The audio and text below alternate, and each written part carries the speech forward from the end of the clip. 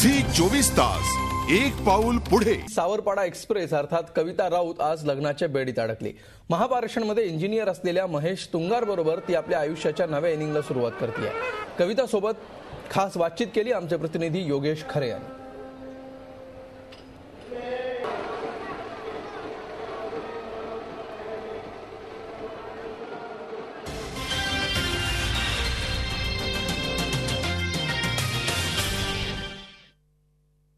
नेहमीच ॲथलेटिक्समध्ये पदकं मिळवण्यासाठी वेगवेगळ्या इनिंग करणारी कविता आता आयुष्याची नवीन इनिंग सुरू करते आहे।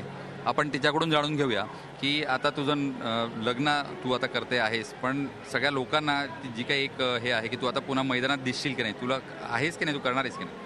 हां, नक्कीच मी दिसणार आहे। जर मला पुढे कंटिन्यूटी करायचं नसेल तर जस्ट 23 एप्रिलला पटियाला येथे नॅशनल कॉम्पिटिशन झालेले आहे, तर मी ती केली नसती। आणि जर मला पुढे स्पोर्ट्स करायचं नसतं तर जे लग्नाची तयारी सुरू असताना मी बँगलोर इथे पटियाला इथे मी प्रॅक्टिस करत होती किंवा ट्रेनिंग करत होती, ती मी केली नसती। कारण मला जे माझे ऑलिम्पिकचं जे हे राहिलेलं आहे, स्वप्न राहिलेले आहे, ते मी पूर्ण तुझ्या भावी आयुष्याबद्दल तू आता ज्यांच्याबरोबर लग्न करतेस त्यांच्याबद्दल आम्हाला थोडं सांगशील की नेमके ते काय करतात? आणि ते महाराष्ट्र पॉवर प्लांट MSCB कडे आहेत।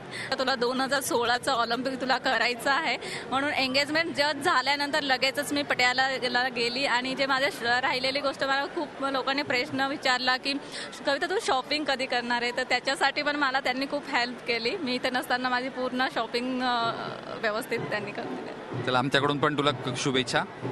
कविताच्या या नवीन इनिंगसाठी झी 24 तासकडून शुभेच्छा देत आता येत्या काळात तिला सुवर्णपदकही मिळावं अशीच अपेक्षा सर्व नाशिककर व्यक्त करतात। व्हिडिओ जर्नलिस्ट लोकेशसह योगेश खरे, झी मीडिया, नाशिक। झी 24 तास एक पाऊल पुढे।